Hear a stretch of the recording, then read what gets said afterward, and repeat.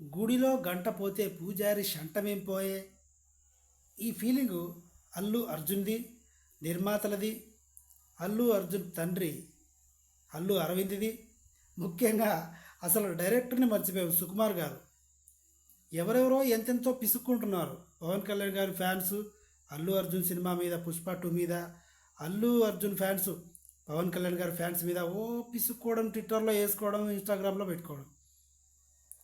నాదేం పోయింది నా శంటం అని అల్లు అర్జున్, చిరంజీవి గారు రాకపోతే ఏంటి, ఏమీ అవ్వదు. పవన్ కళ్యాణ్ గారు రాకపోతే ఏంటి, ఏమీ అవ్వదు. ఎందుకంటే ఒక బ్రాండ్ క్రియేట్ చేయబడింది. అల్లు అర్జున్ అంటే Allu army, Allu Arjun army, Allu fans separate, mega fans separate. ఇంకేంటి, పవన్ కళ్యాణ్ గారు రాకపోయినా సినిమా ఆడుతుంది. ఆల్మోస్ట్ మార్కెట్ అయిపోయింది, బిజినెస్ అయ్యింది, డబ్బులు కూడా 90% చేతిలో ఉన్నట్టే. ప్రొడ్యూసర్లకి, డైరెక్టర్కి, అర్జున్ గారికి కూడా.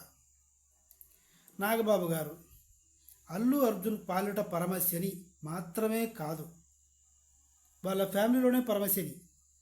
చిరంజీవిని ఏమైనా అన్నాడు అంటే ఆడు ఫ్రెండా, బంధువా, వెనక ముందు ఆలోచించకుండా పానకంలో పుడకలాగా దూరిపోతాడు, చివరికి 0 అయిపోతాడు.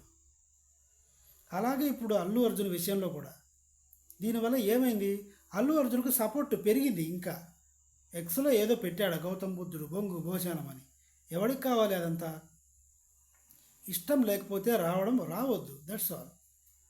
అఫ్కోర్స్ అల్లు అర్జున్ చేసిన తప్పు కూడా ఒకటి ఉంది. మా మామయ్య ఇచ్చిన సపోర్టుతో నేను ఈరోజు ఇంత వాడిని అయ్యాను అని తనకి తెలిసినా కూడా సుకుమార్ పేరు చెప్పాడు.